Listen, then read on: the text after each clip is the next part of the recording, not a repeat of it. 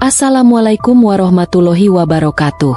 Kali ini kita akan mengisahkan Intel menyamar jadi pemulung, bongkar sindikat perdagangan TKI ke Kamboja. Namun sebelum itu sempatkan tulis sholawat di kolom komentar supaya komentar itu menjadi saksi kita mendapatkan syafaat dari Rasulullah nanti di akhirat, amin. Bandara Soekarno-Hatta, dini hari. Hujan gerimis membasahi landasan pacu. Sebuah pesawat dari Phnom Penh baru saja mendarat. Di antara rombongan penumpang yang turun dengan langkah lelah, ada seorang gadis muda berusia sekitar 20 tahun, mengenakan sweater lusuh dan celana sobek. Wajahnya pucat, matanya kosong. Namanya Rina Aulia. Petugas imigrasi yang memeriksa paspornya sempat menoleh ke arah Rina lebih lama dari biasanya. Ada luka memar di bawah lengan. Tangan kirinya gemetar saat memberikan dokumen. Saat ditanya, ia hanya menjawab lirih, "Saya mau pulang, Pak. Saya cuma mau pulang." Rina dibawa ke ruang medis bandara karena kondisinya tampak tidak stabil. Dalam ruang yang sunyi, dengan suara AC berdengung pelan, ia mulai menangis. Sambil memeluk lutut, Rina akhirnya menceritakan sesuatu yang membuat petugas terdiam dan saling bertatapan tegang. "Aku dibohongi. Katanya kerja di restoran. Tapi ternyata aku dikurung. Tiap hari harus nipu orang lewat komputer. Kalau salah, aku dipukuli. Temanku ada yang meninggal di dalam sana." Pengakuannya direkam. Video itu langsung dikirim ke pusat komando Mabes TNI. Tak butuh waktu lama, sebuah nama muncul dalam daftar prioritas. Serka Arman, salah satu agen lapangan paling senior dan tak dikenal identitasnya di permukaan. Sementara itu, Rina dipindahkan ke rumah sakit rujukan di Jakarta. Ia tidur dalam ruangan steril, dijaga ketat. Namun mimpi buruk tetap menghantui. Ia mengigau di malam hari, menyebut-nyebut kapal besar, dokumen palsu, dan pasar manusia di Pelabuhan Batam. Mabes TNI, Jakarta. Letkol Indra, Kepala Operasi Intelijen Luar Negeri, menerima Serka Arman di ruang briefing bawah tanah yang dingin. Di dinding, terpajang peta digital Sumatera, Batam, dan rute laut menuju Kamboja. Beberapa titik merah berkedip. "Target kita bukan cuma penyelamatannya, men," kata Letkol Indra. "Kita mau jaring utamanya, yang selama ini bersembunyi di balik skema legal." Arman mengangguk. "Saya harus tahu di mana mereka merekrut korbannya." Letkol Indra melemparkan sebuah map lusuh. Di dalamnya ada foto hasil intelijen sebelumnya, Terminal Kalideres, kolong jembatan Tomang, Pasar Gelap Senen, dan penampungan liar di Bekasi. Mereka menyamar jadi pencari kerja, rekrut orang miskin, bahkan gelandangan. Karena yang seperti itu, kalau hilang, tak ada yang mencari. Arman menatap foto itu lekat-lekat. Ada satu gambar, menunjukkan seorang pria tua berambut abu-abu sedang menyodorkan selembar brosur kepada pemulung muda di trotoar. "Ini titik masuknya." Letkol Indra menjawab dengan tenang. "Mulai malam ini, kamu bukan lagi Serka Arman. Kamu adalah Joko, seorang pemulung yang baru datang dari Garut. Tak punya KTP, tak punya keluarga." 3 hari kemudian, di tengah hiruk-pikuk pasar loak belakang Terminal Kalideres, seorang lelaki lusuh berjalan gontai dengan karung goni di punggung. Tubuhnya dibungkus jaket rombeng yang sudah koyak di bagian bahu. Rambutnya gondrong tak terurus. Sebagian wajahnya ditutupi topi lusuh dan debu jalanan. Ia menyusuri kolong jembatan, tempat para pemulung biasa berkumpul. Di sanalah dia akan menghabiskan malam-malam pertamanya, bukan sebagai prajurit elit, tapi sebagai bagian dari bayang-bayang yang selama ini tak terlihat oleh dunia. Ia mendengar suara batuk parah dari lelaki tua di sebelahnya, bau menyengat dari selokan, dan deru kendaraan di atas kepala. Namun matanya tetap tajam mengamati. Ia tahu, di balik tumpukan sampah, ada rahasia gelap yang siap ia bongkar. Namun apa yang belum ia tahu, adalah bahwa penyamarannya akan menyeretnya ke dalam sarang iblis yang jauh lebih kejam dari yang pernah ia hadapi. Malam turun dengan cepat di kolong jembatan Tomang. Lampu jalan berpendar temaram, meninggalkan bayangan panjang yang bergoyang di atas genangan air got. Serka Arman kini menjadi Joko, si pemulung, mendorong gerobaknya yang sudah berkarat. Roda satunya goyah, berbunyi berderi tiap kali ia belok ke kiri. Gerobak itu bukan sembarangan. Di balik tumpukan kardus dan botol plastik, tersembunyi kamera mini, alat perekam suara, dan tombol panik yang langsung terhubung ke pos Intel TNI. Namun malam itu, Arman bukanlah agen. Ia bukan siapa-siapa. Ia hanya pria kumal yang mencari sisa nasi bungkus dari tong sampah, berbaur dengan mereka yang tak punya rumah, tak punya masa depan. "Oi, baru ya, Bang?" Suara parau menyapa dari balik tumpukan karung. Seorang lelaki bungkuk dengan tubuh kering tinggal tulang menghampirinya. Wajahnya dibungkus kupluk bolong, matanya menyipit penuh curiga. Arman mengangguk perlahan. "Dari Garut." "Bang, udah nggak punya siapa-siapa. Cuma pengen cari makan, tidur tenang." Pria tua itu mengangguk. "Nama gue Wakdullah. Lo tidur sini aja. Tapi besok, kalau mau hidup lebih enak, ikut gue keliling daerah Senen. Di sana ada yang nawarin kerja. Katanya bisa dapat 2 juta sebulan. Kerja gampang, tapi harus nurut." Arman pura-pura tertarik. "Kerja apaan tuh, Bang?" Wakdullah terkekeh. "Katanya kerja luar negeri. Tapi gue gak ikut. Gue udah tua. Mereka maunya anak muda yang kuat." Malam itu, Arman tidur di emperan toko tutup, beralaskan kardus bekas. Hujan turun perlahan, dan udara menusuk tulang. Namun ia tetap terjaga, mendengarkan obrolan para pemulung, suara langkah-langkah mencurigakan, dan mobil-mobil yang berhenti sebentar lalu pergi dalam diam.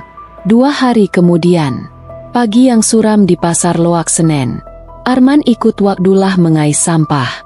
Di sela-sela itu, Wakdullah mengajaknya bertemu seseorang di balik kios baju bekas. Orang itu bernama Pak Karyo. Karyo, pria bertubuh kurus dengan wajah datar dan jaket parasut, memandangi Arman dari ujung kaki sampai kepala. "Masih muda. Wah, mau kerja enak enggak, Dik?" Arman menunduk. "Apa aja saya mau, Pak, asal halal." Karyo tersenyum tipis. "Kerja di luar negeri. Jadi staf kafe. Gaji 3 juta sebulan. Tiket gratis. Paspor kita yang urus. Lo tinggal ikut."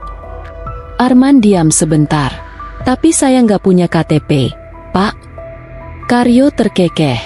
"Gampang. Nanti dikasih. Semua udah diatur." Arman mencatat setiap kata, tapi wajahnya tetap lugu, takut-takut. Karyo kemudian memberikan selembar brosur pudar, penuh gambar bendera negara asing dan tulisan, "Kerja cepat, hidup nikmat." Di bawahnya tercetak alamat, Jalan Mawar dalam nomor 29, Bekasi, tempat penampungan calon pekerja migran.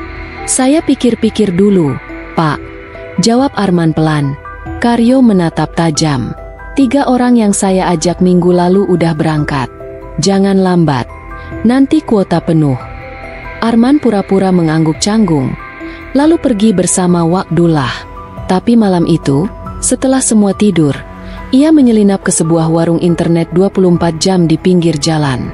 Dengan jari gemetar karena dingin, ia mengirimkan data alamat dan foto Karyo ke pusat komando Mabes TNI. Esok harinya, Arman kembali ke kolong jembatan, namun suasananya berbeda. Ada kabar beredar. Seorang pemulung muda bernama Randy, yang kemarin terlihat bersama Karyo, telah menghilang. Tak ada yang tahu kemana ia pergi. Wakdullah hanya geleng-geleng.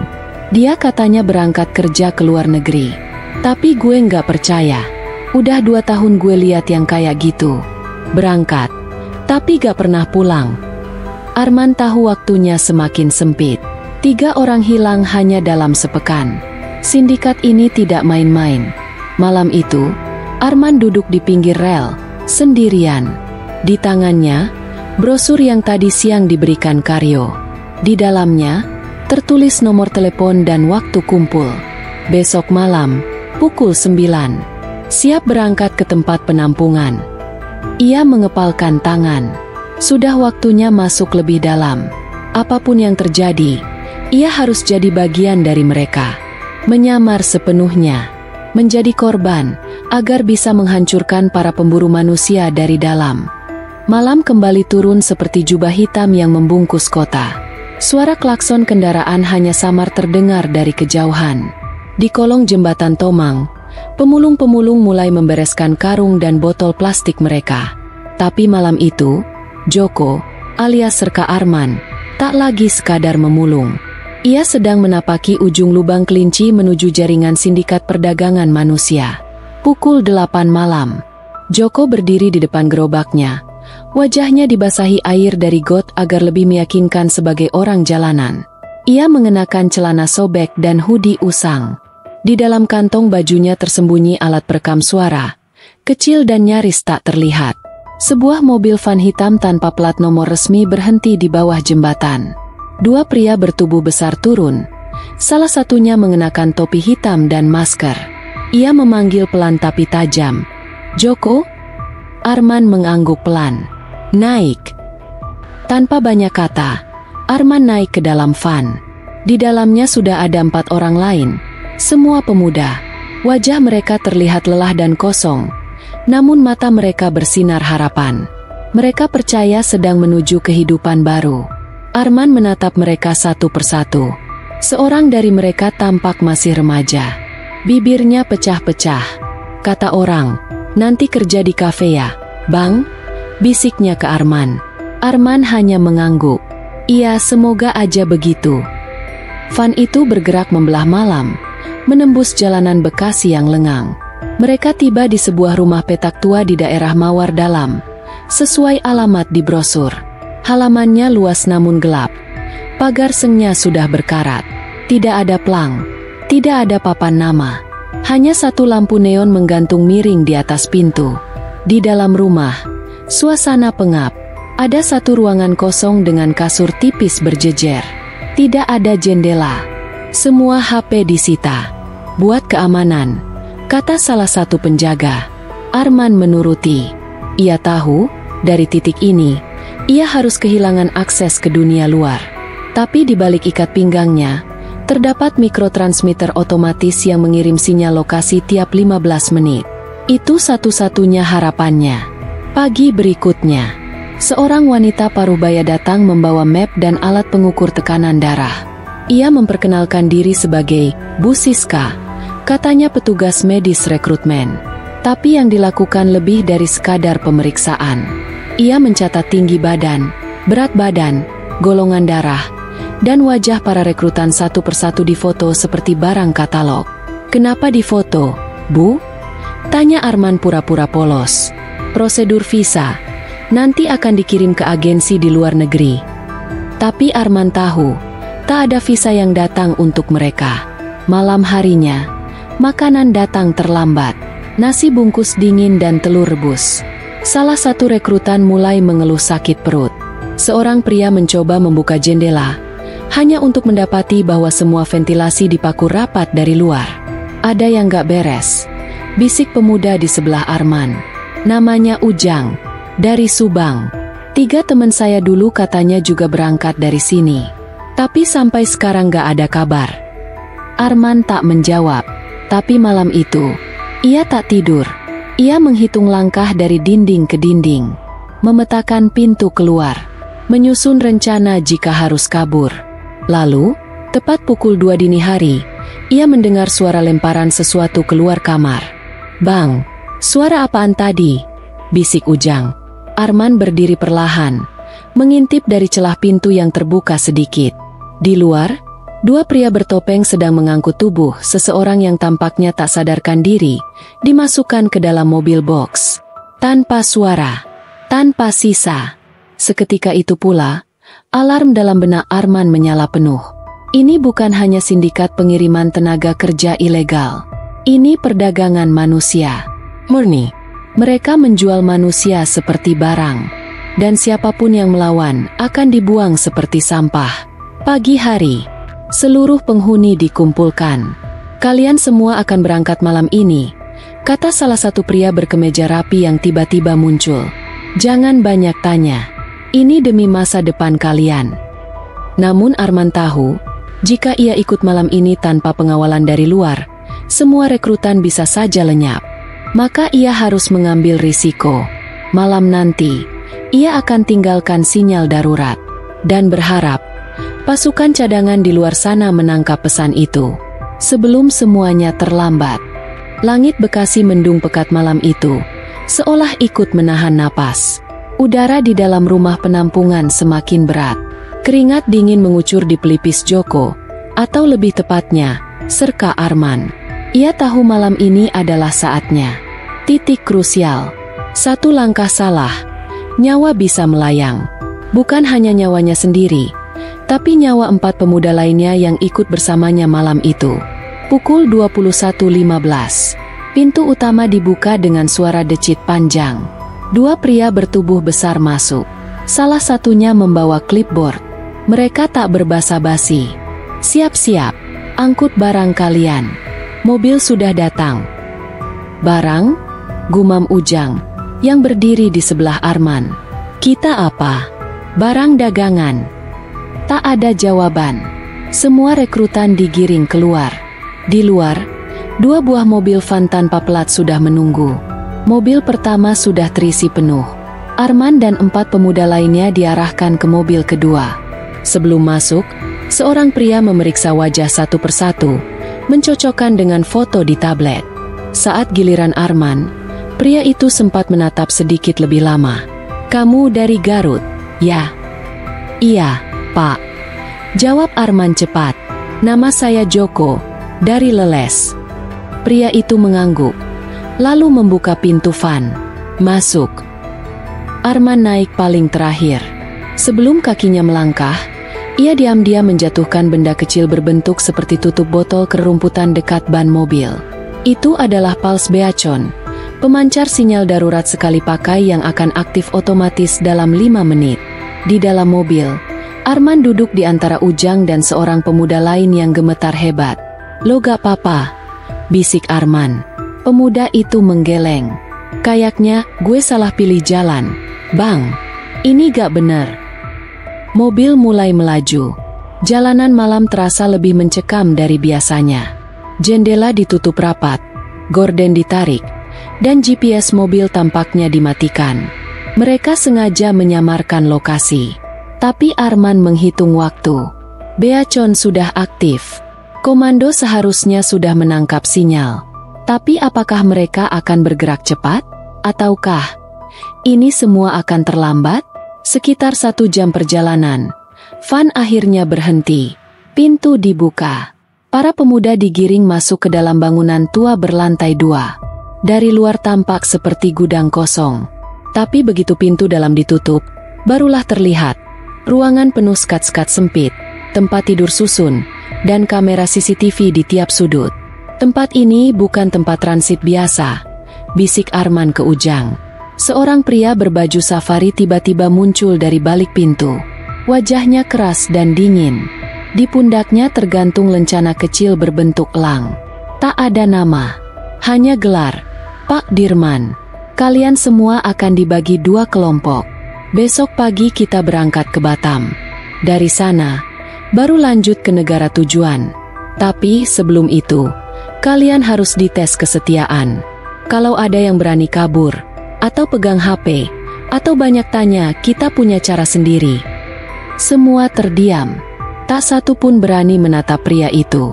Aura ancamannya sangat nyata. Arman tahu, ini bukan sekadar calo tenaga kerja. Ini kapten kapal sindikat. Dan Arman semakin yakin, mereka bukan dikirim untuk bekerja, tapi dijual. Entah sebagai tenaga kerja paksa, pelayan di kasino ilegal, bahkan mungkin organ tubuh. Malam itu, Arman menyelinap ke kamar mandi sempit di sudut bangunan. Ia membuka bagian dalam sandal jepitnya, yang menyimpan selembar plastik tipis berisi nomor sandi. Dengan jarinya yang gemetar, ia menempelkan kode tersebut ke dinding toilet, di balik cermin retak. Itu adalah penanda untuk tim cadangan, jika penyelamatan harus dilakukan tanpa sinyal elektronik. Setelah itu, ia kembali ke kamar. Tak lama kemudian, dari luar terdengar suara langkah-langkah cepat. Lalu, alarm darurat menyala. Tapi bukan dari beacon Arman. melainkan dari kesalahan fatal salah satu pemuda yang mencoba kabur melalui jendela belakang. Pintu-pintu dikunci. Sirene meraung. Dua pria bertopeng muncul dengan tongkat listrik.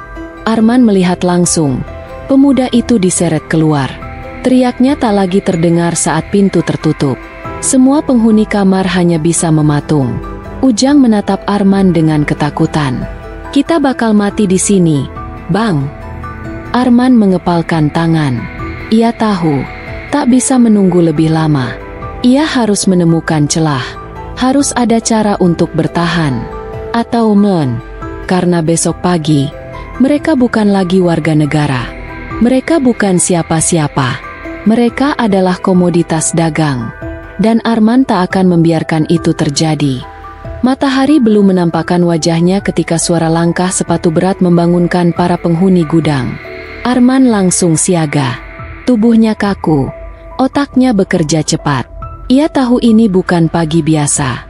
Ini adalah pagi saat hidup mereka dipindahkan ke tangan sindikat. Atau dikubur dalam kegelapan tanpa nama. "Bangun! Semua bangun!" 5 pria bertubuh besar masuk ke ruang sempit itu. Salah satunya membawa rantai panjang. Yang lain memegang senapan laras pendek. Suara decit sepatu dan dentingan rantai membentuk orkestra neraka.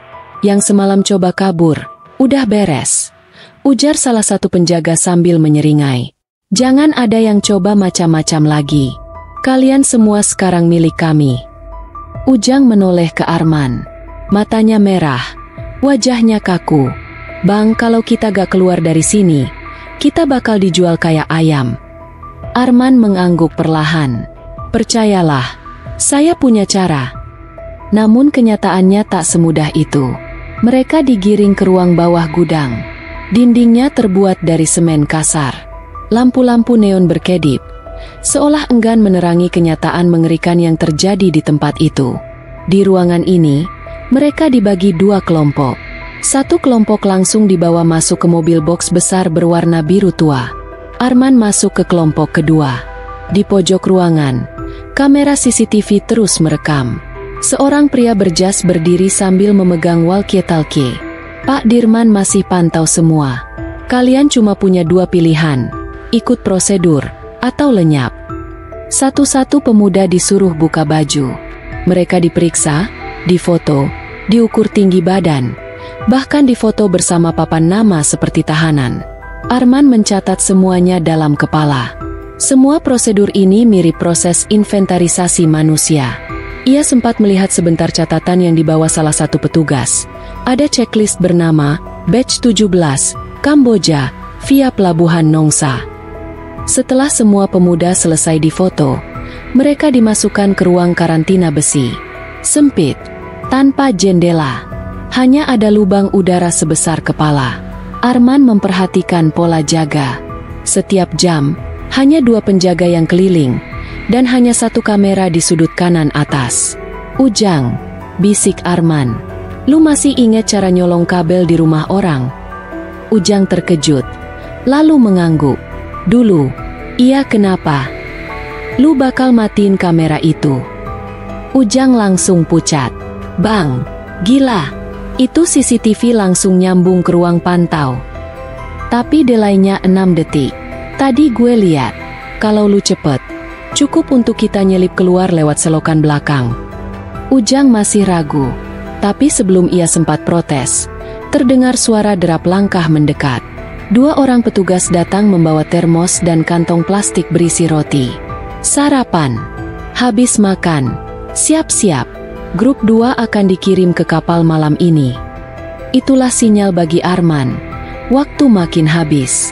Malamnya, Arman berhasil menyelipkan potongan logam kecil dari klip roti yang ia simpan diam-diam.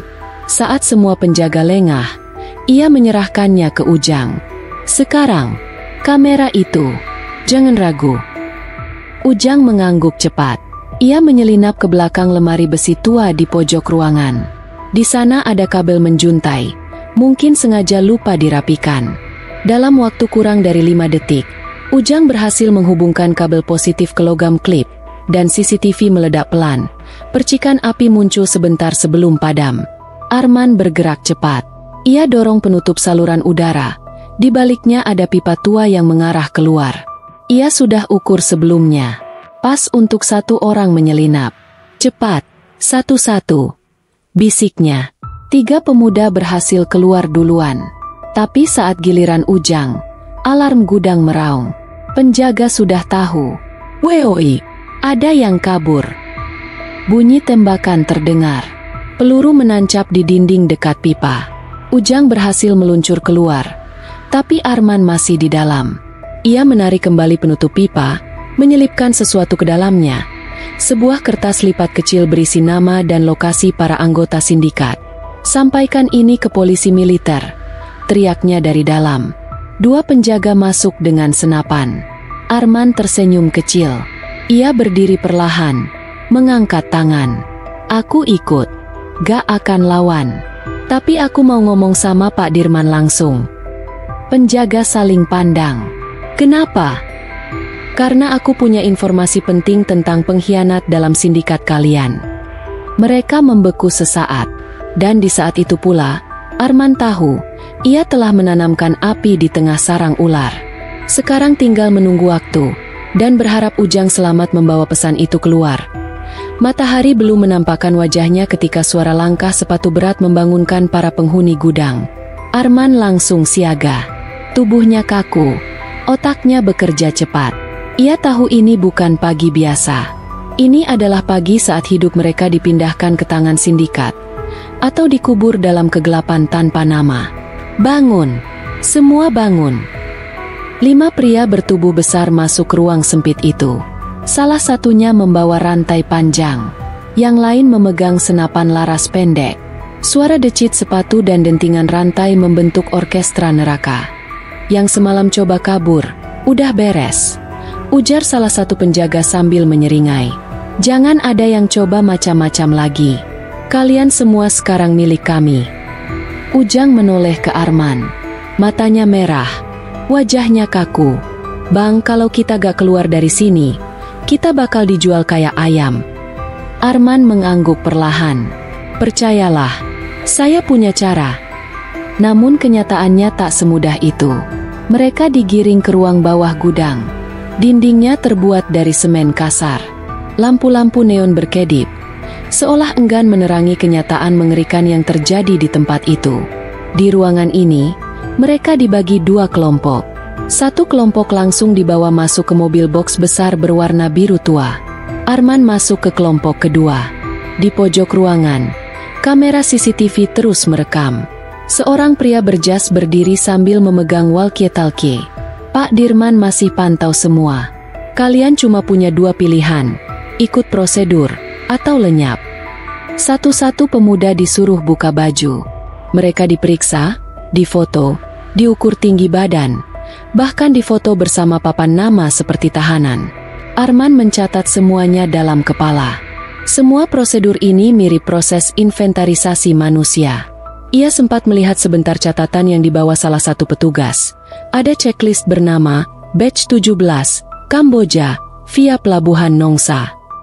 Setelah semua pemuda selesai difoto, mereka dimasukkan ke ruang karantina besi. Sempit, tanpa jendela. Hanya ada lubang udara sebesar kepala. Arman memperhatikan pola jaga. Setiap jam, hanya 2 penjaga yang keliling, dan hanya 1 kamera di sudut kanan atas. Ujang, bisik Arman. Lu masih ingat cara nyolong kabel di rumah orang? Ujang terkejut, lalu mengangguk. Dulu, iya kenapa? Lu bakal matiin kamera itu. Ujang langsung pucat. Bang, gila. Itu CCTV langsung nyambung ke ruang pantau. Tapi delaynya 6 detik. Tadi gue lihat, kalau lu cepet, cukup untuk kita nyelip keluar lewat selokan belakang. Ujang masih ragu, tapi sebelum ia sempat protes, terdengar suara derap langkah mendekat. 2 orang petugas datang membawa termos dan kantong plastik berisi roti. Sarapan. Habis makan, siap-siap. Grup 2 akan dikirim ke kapal malam ini. Itulah sinyal bagi Arman. Waktu makin habis. Malamnya, Arman berhasil menyelipkan potongan logam kecil dari klip roti yang ia simpan diam-diam. Saat semua penjaga lengah, ia menyerahkannya ke Ujang. "Sekarang, kamera itu. Jangan ragu." Ujang mengangguk cepat. Ia menyelinap ke belakang lemari besi tua di pojok ruangan. Di sana ada kabel menjuntai, mungkin sengaja lupa dirapikan. Dalam waktu kurang dari 5 detik, Ujang berhasil menghubungkan kabel positif ke logam klip, dan CCTV meledak pelan. Percikan api muncul sebentar sebelum padam. Arman bergerak cepat. Ia dorong penutup saluran udara. Di baliknya ada pipa tua yang mengarah keluar. Ia sudah ukur sebelumnya. Pas untuk 1 orang menyelinap. "Cepat, satu-satu," bisiknya. 3 pemuda berhasil keluar duluan. Tapi saat giliran Ujang, alarm gudang meraung. Penjaga sudah tahu. "Woi, ada yang kabur." Bunyi tembakan terdengar. Peluru menancap di dinding dekat pipa. Ujang berhasil meluncur keluar. Tapi Arman masih di dalam. Ia menarik kembali penutup pipa, menyelipkan sesuatu ke dalamnya. Sebuah kertas lipat kecil berisi nama dan lokasi para anggota sindikat. "Sampaikan ini ke polisi militer," teriaknya dari dalam. 2 penjaga masuk dengan senapan. Arman tersenyum kecil. Ia berdiri perlahan, mengangkat tangan. "Aku ikut. Gak akan lawan. Tapi aku mau ngomong sama Pak Dirman langsung." Penjaga saling pandang. "Kenapa?" "Karena aku punya informasi penting tentang pengkhianat dalam sindikat kalian." Mereka membeku sesaat. Dan di saat itu pula, Arman tahu, ia telah menanamkan api di tengah sarang ular. Sekarang tinggal menunggu waktu, dan berharap Ujang selamat membawa pesan itu keluar. Gudang kembali sunyi. Alarm sudah dimatikan, namun ketegangan masih menyesaki udara. Arman duduk di bangku besi berkarat. Tangannya diborgol ke pipa di belakang. Di depannya, 2 penjaga berdiri gelisah. "Lu yakin dia tahu soal pengkhianat?" tanya salah satu. "Orang kayak gini gak mungkin omong kosong. Dari tadi matanya gak nunjukin takut. Lu lihat sendiri." Beberapa menit kemudian, seseorang masuk ke ruangan. Pria bertubuh kurus, berkacamata gelap, mengenakan jaket kulit hitam. Ia berdiri di ambang pintu, mengamati Arman dari atas ke bawah seperti menilai barang dagangan. "Nama kamu siapa?"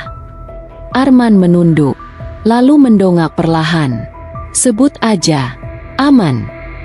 Orang itu menyeringai. "Lucu. Aman ya? Aman dari siapa? Polisi? TNI? Atau dari sindikat ini sendiri?" Arman membalas dengan senyum miring. "Gimana kalau saya kasih tahu, kalau di dalam jaringan kalian, ada 1 orang yang kerja dobel, jual informasi ke pihak luar, termasuk ke pihak berwenang." Tatapan sang pria berubah tajam. Ia melangkah masuk, mendekat, lalu mencengkeram kerah Arman. "Kamu berani tuduh siapapun di sini. Bisa jadi kamu sendiri yang dicurigai." "Silakan," jawab Arman tenang. "Tapi saya tahu seseorang dari dalam kalian yang jual data ke LSM. Saya punya namanya. Bahkan saya tahu berapa dia dibayar." Orang itu terdiam. Napasnya mulai berat. Arman tahu dia menguasai situasi. "Kalau saya mati, informasi ini bakal tersebar. Kalian pikir saya gak punya backup? Ada 1 orang dari sini yang sudah saya kirimkan kode. Sekarang dia dalam perjalanan ke Jakarta. Kalau saya gak muncul malam ini, semua data akan dikirim ke Mabes TNI." Sebuah kebohongan yang sangat meyakinkan. Dan Arman tahu, kebohongan terbaik adalah yang diselipkan kebenaran. Sementara itu, Ujang berlari tanpa arah menyusuri pelabuhan tua. Badannya lecet, napasnya pendek, tapi tangannya tetap menggenggam erat kertas kecil pemberian Arman. Ia berusaha mencari polisi, tapi di sekitar pelabuhan Nongsa, semua petugas tampak diam, dan banyak yang memakai jam tangan seragam. Tanda sindikat punya orang dalam. Ia tahu, ini bukan tempat aman. Lalu ia teringat 1 nama yang pernah Arman bisikan saat malam pertama mereka dikurung. "Kalau gue kenapa-kenapa, cari Letnan Ardi di pos marinir Tanjung Pinggir." Dengan sisa tenaga, Ujang menyetop truk pengangkut barang. Sopirnya curiga, tapi Ujang memohon. Ia bahkan menunjukkan bekas luka dan kertas lipat itu. "Bang, tolong, ini nyawa banyak orang." Setengah jam kemudian, Ujang sampai di pos kecil penjagaan pantai. Seorang prajurit muda menyambutnya, lalu panik saat membaca isi kertas. "Cepat, ini darurat."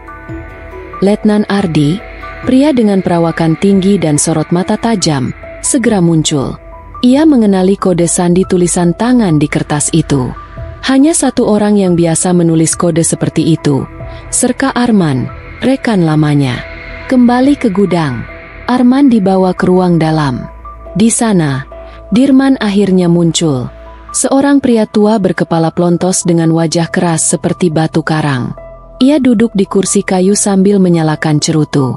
"Jadi kamu yang katanya tahu tentang pengkhianat?" Arman mengangguk. "Dan saya punya bukti." Dirman mendekat. "Kalau kamu bohong." "Kalau saya bohong, saya gak akan berani muncul di depan Bapak," potong Arman cepat. "Saya tahu siapa yang selama ini menyedot data rekening sindikat dan mengirimkannya ke luar negeri." Dirman menyipitkan mata. "Siapa?" Arman menunduk sejenak, lalu berkata dengan tenang, "Kepala keuangan kalian, Herman. Dia pakai rekening palsu atas nama istri ketiganya di Batam. Dan saya tahu lokasi server tempat dia nyimpan backup dokumen. Di ruko kecil, belakang toko spare part mobil." Dirman terdiam cukup lama.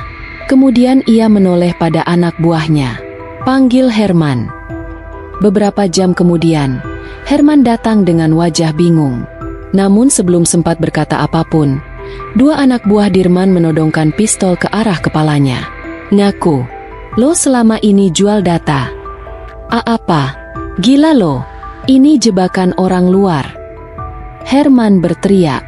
Arman ikut bicara, pelan tapi menusuk. "Kami ketemu info atas nama istri lo. Nomor akunnya cocok dengan transfer dari LSM anti perdagangan manusia di Manila." Dirman tak perlu dengar lebih lama. Ia memberi isyarat kecil. Herman langsung dipukul hingga pingsan. Arman tahu, satu musuh telah dieliminasi. Dan kini, posisi dia di sindikat naik level. Dirman menatapnya. Kali ini dengan tatapan kagum bercampur curiga. "Malam ini kamu ikut saya ke Batam. Kita ketemu partner baru dari Kamboja. Saya pengen tahu, apa kamu bisa saya percaya?" Arman menunduk. "Siap, Pak." Tapi dalam hatinya, satu kalimat bergaung. "Semakin dalam aku menyusup, semakin dekat aku ke pusat neraka. Dan di sana, aku harus buka semua pintu kebusukan ini dari dalam."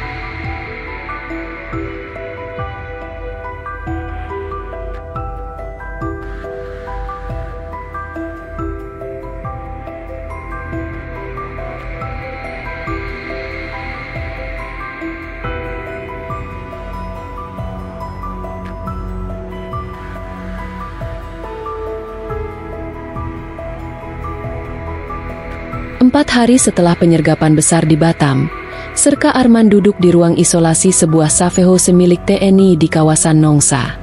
Tangannya masih diperban. Bekas luka tembak di lengan kiri belum sembuh total. Tapi bukan luka itu yang membuatnya sulit tidur, melainkan perasaan tak tenang, seperti sedang diincar sesuatu. Letnan Ardi masuk membawa map coklat tebal. Dirman buka mulut. Nama-nama, jalur pengiriman, rekening, semua dibongkar. Tapi, ada satu informasi penting yang bikin aku gak tenang, men. Arman menoleh. Apa itu? Emerlong kabur. Tapi bukan itu yang bahaya. Ternyata, dia bukan atasan tertinggi. Di atasnya, ada orang yang mereka sebut si pemburu. Mantan tentara bayaran yang sekarang jadi pelacak para pengkhianat jaringan. Dan kabar buruknya, dia sekarang ada di Indonesia. Ngejar kamu. Arman mendengus. Sudah kuduga. Malam itu, sebuah perahu kecil melintas diam-diam di pantai Barelang. Seorang pria bertubuh kurus tinggi turun dengan langkah senyap. Wajahnya penuh bekas luka bakar. Matanya cekung seperti binatang malam. Namanya Chen Fai, atau yang dikenal di jaringan sebagai si pemburu. Ia tidak datang untuk menyelundupkan orang. Ia datang untuk menghabisi Arman. Keesokan harinya, Safehouse tempat Arman menginap dilempar granat. Beruntung, Letnan Ardi sudah mengamankan lokasi lebih dulu. Tapi itu bukan peringatan. Itu ancaman terbuka bahwa perang sudah dimulai.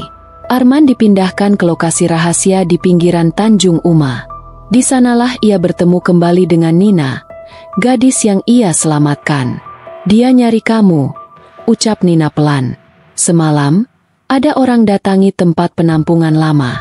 Semua yang kenal wajahmu hilang. Arman menatap gadis itu dalam-dalam. Kamu harus pergi dari sini. Sekarang juga. Tapi Nina menggeleng. Aku gak akan lari terus. Aku tahu kamu kerja buat negara. Kalau kamu butuh bantuan, aku siap bantu. Arman ragu. Tapi kemudian ia sadar, satu-satunya cara mengalahkan pelacak ini adalah dengan menjebaknya. Mereka menyusun rencana, menyebar informasi palsu bahwa Arman akan keluar dari persembunyian untuk mengantar Nina dan 2 korban lain ke Bandara Hang Nadim. Umpan itu disebar melalui jalur-jalur komunikasi yang biasa dipakai para penyelundup. Dalam waktu kurang dari 24 jam, berita itu menyebar ke telinga si pemburu. Dan seperti yang diharapkan, dia datang. Di dalam terminal bandara yang telah disulap menjadi jebakan besar, Arman berdiri di dekat konter keberangkatan, mengenakan topi dan hoodie. Nina berdiri tak jauh, pura-pura gugup, memeluk koper. Letnan Ardi dan timnya mengawasi dari ruang kontrol. Dia sudah masuk. Sasaran bergerak ke arah zona C. Arman menahan napas saat sosok Chen Fai muncul dari kerumunan. Langkahnya tenang. Wajahnya dingin seperti batu nisan. Tapi matanya seperti ular yang siap mematuk. Dalam sekejap, Chen Fai mencabut pisau dari balik jasnya dan berlari ke arah Arman. Tapi Arman sudah siap. Kedua pria itu bertarung di tengah kerumunan yang langsung panik. Pisau beradu dengan besi tongkat lipat yang diselipkan Arman di dalam tasnya. Mereka bergerak cepat, seperti 2 bayangan yang saling memburu. Darah tercecer, pundak Arman robek. Tapi ia berhasil menjatuhkan Chen Fai ke lantai dan menekan lututnya ke dada pria itu. Aku bukan buruanmu, bisik Arman dingin. Tapi kau akan jadi pesan untuk semua yang menganggap manusia cuma angka dagangan. Tim TNI datang dan menangkap Chen Fai hidup-hidup. Saat wajahnya disorot lampu kamera, semua media langsung heboh. Si pemburu tertangkap di Batam. 2 hari setelahnya, Arman berdiri di dermaga melihat kapal kecil berlayar membawa para korban ke rumah aman di luar pulau. Nina datang mendekat. Kamu gak ikut? Arman menggeleng. Masih banyak yang belum selesai. Kenapa kamu terus lakukan ini? Arman diam sejenak, lalu menjawab pelan. Karena kalau bukan kita, siapa lagi yang lawan mereka? Nina tersenyum, menahan air mata. Semoga kita ketemu lagi. Arman mengangguk. Pasti. Dan saat kapal itu menghilang di balik kabut laut, Arman berbalik. Langkahnya menyusuri dermaga sepi. Karena di balik setiap sindikat, selalu ada jaringan yang lebih besar. Dan perjuangannya baru saja dimulai. 3 minggu berlalu sejak penangkapan si pemburu di Batam. Media lokal dan internasional geger. Tapi Serka Arman tahu, jaringan itu belum tumbang sepenuhnya. Di balik semua jalur penyelundupan dan perdagangan manusia, ada satu pusat kendali yang belum tersentuh, Phnom Penh, Kamboja. Mabes TNI memberikan lampu hijau untuk operasi lanjutan. Operasi ini dikodekan sebagai Operasi Phantom, karena sifatnya yang senyap, menyelinap ke dalam jantung sindikat tanpa diketahui siapapun, bahkan kedutaan besar sendiri. Arman kembali menyamar. Tapi kali ini bukan sebagai pemulung, bukan pula sebagai sopir. Ia menyusup sebagai tenaga keamanan bayaran, security freelance di sebuah hotel mewah tempat transaksi jual-beli tenaga kerja sering terjadi secara diam-diam. Malam itu, Phnom Penh hujan deras. Di lobi Hotel Imperial, Arman berdiri dengan seragam satpam dan ID palsu.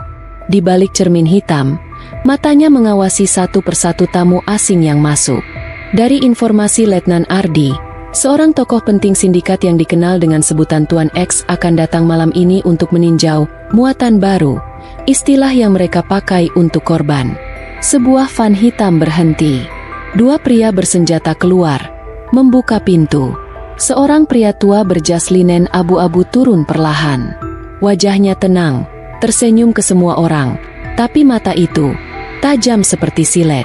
Itulah Tuan X, dalang utama pengiriman TKI ilegal ke Kamboja. Di lantai atas, kamar 705 menjadi lokasi pertemuan. Arman berhasil menyusup ke ruang kontrol CCTV, mematikan satu jalur kamera dan menghubungkan feed ke tim TNI yang diam-diam memantau dari apartemen seberang jalan.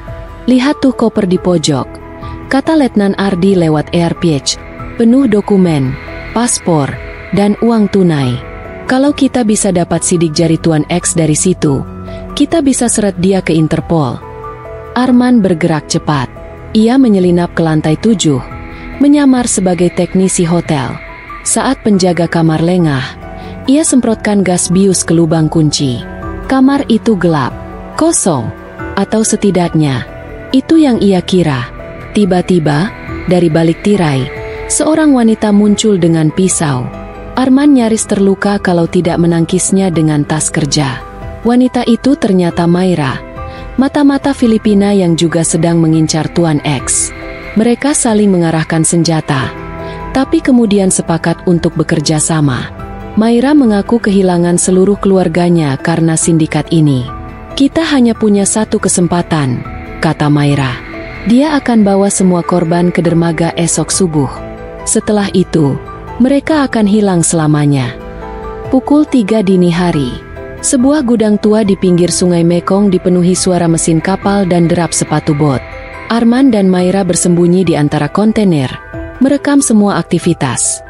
Para korban dipaksa masuk ke kapal dalam keadaan dibius. Tuan X berdiri di tepi dermaga, menyerahkan satu koper pada pria berjubah putih. "Kerja bagus. Bawa mereka ke perairan Thailand. Dari sana, kita bagi 2, setengah ke Taiwan, sisanya ke Dubai." Maira menahan air mata. "Mereka bukan barang, mereka manusia." Arman menunduk, menyalakan remote. "Sudah saatnya kita bikin mereka ingat itu." Dalam hitungan detik, tim TNI dan satuan elit Kamboja yang telah diberi koordinat masuk dari segala arah. Tembakan peringatan meletus. Sirene meraung. Semua panik. Tuan X berusaha melarikan diri naik kapal cepat, tapi Arman menyusulnya. Pertarungan sengit terjadi di atas kapal yang mulai lepas tali. Kayu dek retak, tangan berdarah. Tapi Arman berhasil memborgol Tuan X dan menarik tuas darurat. Kapal terhenti. Korban berhasil diselamatkan. Dan dunia internasional menyaksikan saat Tuan X dibawa turun dari kapal dengan tangan terborgol dan wajah tertunduk. Keesokan paginya, wajah Tuan X terpampang di semua berita Asia Tenggara. Sementara Arman kembali duduk di bandara, kali ini diiringi senyum puas. Maira duduk di sebelahnya. "Misi selesai." Arman hanya menjawab pelan. "Satu jaringan tumbang." Tapi masih ada banyak yang bergerak di kegelapan. Maira mengangguk. Kalau kamu pergi ke Myanmar atau Laos, kabari aku. Kita punya musuh yang sama. Arman menatap Cakrawala. Di matanya, bukan hanya langit Phnom Penh, tapi bayangan para korban dan tekad untuk terus melawan. Operasi Phantom berhasil membongkar sebagian besar jaringan perdagangan manusia yang mengalir dari Indonesia ke Kamboja dan Thailand. Namun, Arman tahu bahwa pertempuran belum berakhir. Sebuah informasi baru tiba lewat jaringan intelijen. Jaringan yang dipimpin oleh Tuan X ternyata memiliki cabang lain di Laos, yang beroperasi dengan cara yang jauh lebih terorganisir dan licik. Arman tahu, kalau dia ingin menghentikan semuanya, dia harus memutuskan akar masalahnya. Ini bukan hanya soal membawa pelaku ke pengadilan. Ini tentang menghancurkan seluruh sistem yang telah membunuh banyak orang tanpa penyesalan. Dengan tekad yang sama seperti sebelumnya, Arman menerima perintah untuk melanjutkan misi ke Laos. Kali ini, dia bukan lagi menyamar sebagai pekerja. Dia harus lebih tersembunyi, lebih cerdik, dan lebih cepat. Laos, di tengah hutan hujan tropis yang lebat, di sebuah desa terpencil yang hampir tidak terdeteksi oleh satelit. Tempat ini bukan hanya aman dari mata-mata internasional, tapi juga dijaga ketat oleh kelompok militer bayaran yang bekerja untuk para sindikat perdagangan manusia. Arman tiba di sana dengan identitas baru, sebagai seorang pedagang hasil hutan yang ingin menjual kayu ilegal. Semua orang di desa itu tahu bahwa kehidupan mereka bergantung pada ketenangan dan kesunyian. Namun semuanya berubah ketika Arman tiba. Arman bertemu dengan seorang pria lokal bernama Fit Ho, seorang informan yang sudah lama bekerja dengan agen-agen rahasia internasional. Fit Ho memperkenalkan Arman pada kehidupan di desa itu, dan rahasia gelap yang disembunyikan oleh penduduknya. Arman menemukan bahwa sindikat itu tidak hanya terlibat dalam perdagangan manusia, tetapi juga mengeksploitasi anak-anak dan wanita untuk menjadi pekerja di tambang emas ilegal yang tersebar di seluruh Laos. Pada malam hari, mereka menyusup ke sebuah lokasi yang tampaknya tak terjamah oleh siapapun, sebuah tambang di kaki gunung Pho Phanang. Di sini, Arman menemukan bahwa para pekerja digali hidup-hidup, dipaksa bekerja tanpa henti dalam kondisi yang sangat buruk. Mereka terikat oleh hutang yang mereka tidak pernah bisa bayar, sama seperti banyak pekerja yang dulu ia temui. Fit Ho mengungkapkan informasi yang mengejutkan. Mereka bukan hanya pengeksploitasi, Arman. Mereka juga memiliki hubungan dengan aparat tinggi di Laos, orang-orang yang bahkan lebih kejam dari yang kau bayangkan. Itu membuat Arman semakin yakin. Ada lebih banyak orang yang harus dihadapi, dan kali ini musuhnya bukan hanya sindikat. Ini adalah konspirasi tingkat tinggi yang membayangi seluruh Asia Tenggara. Tiba-tiba, suara mesin memecah keheningan malam. Arman mengisyaratkan Fit Ho untuk bersembunyi. Dari kejauhan, dua truk besar penuh dengan orang terikat dan ditutup dengan terpal hitam melintas. Mereka tidak terlihat seperti pekerja biasa, mereka lebih seperti barang dagangan. Arman merasakan perasaan mencekam yang menghentikan detak jantungnya. Truk itu berhenti di depan tambang. Seorang pria berbadan besar, Mong, turun dari truk. Dia adalah salah satu orang yang sudah lama ia cari, pemimpin dari cabang Laos, tangan kanan Tuan X. Arman tahu inilah saat yang ditunggu-tunggu. Dengan cerdik, ia menyelinap mendekat, menghindari setiap deteksi dan menyiapkan kamera mini untuk merekam apa yang sedang terjadi. Setelah beberapa jam, Arman berhasil mengambil beberapa bukti penting, rekaman pembicaraan antara Mong dan beberapa pejabat tinggi lokal yang berkolusi dengan sindikat. Namun, ketika ia hampir melarikan diri, langkahnya terhenti. Mong berdiri tepat di depannya, dengan senyum sinis di wajahnya. "Kau pikir aku tidak tahu siapa kamu? Kau terlalu berani datang ke tempat ini, Arman." Arman meraba saku jaketnya. Pisau kecil yang selalu dibawanya kini siap digunakan. Ia menyusun rencana dalam hitungan detik. Pertarungan ini bukan hanya soal bertahan hidup, tapi juga soal membongkar jaringan yang lebih besar. Pertarungan sengit terjadi di bawah cahaya bulan. Arman berhasil mengalahkan Mong. Namun pada saat yang sama, lebih banyak tentara bayaran datang mengelilingi lokasi. "Tak bisa lari lagi, Arman," teriak Mong dengan bibir berdarah. "Terlalu banyak yang kau lacak." Kau sudah menggali lubang yang lebih dalam dari yang kau bayangkan. Dengan segala cara, Arman berhasil meloloskan diri, membawa rekaman bukti dan informasi penting yang akan mengungkap keseluruhan jaringan sindikat. Tapi dia tahu ini bukan akhir. Ini baru permulaan dari perjuangan yang lebih besar. Saat ia kembali ke Jakarta, Letnan Ardi dan tim Intel TNI sudah menunggu dengan data yang lebih banyak. Dalam laporan yang mereka terima, sindikat ini tak hanya beroperasi di Asia Tenggara, tetapi juga terhubung dengan kelompok perdagangan manusia di seluruh dunia, dari Timur Tengah hingga Eropa. Dan Arman tahu, misi yang satu ini hanya akan berakhir ketika seluruh jaringan itu runtuh. Di bandara, Arman memandang keluar jendela pesawat yang siap lepas landas. Hatinya tegas. Dunia masih butuh perjuangan yang lebih besar. Selama ada mereka yang mengeksploitasi dan mengorbankan manusia demi uang, maka Arman akan terus melawan. Karena di dunia ini, masih ada banyak jejak-jejak gelap yang harus dibersihkan.